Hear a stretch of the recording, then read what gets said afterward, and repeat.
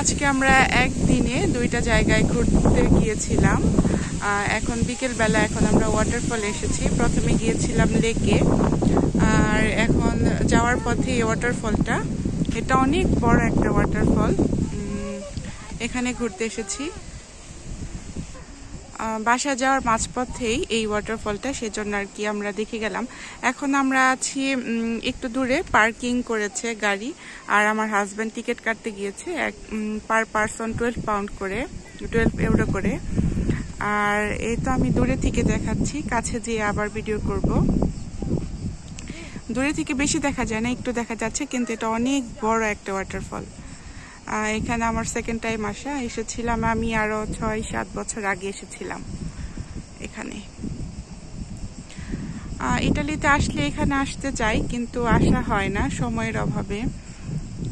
তবে আজকে দেখেই গেলাম।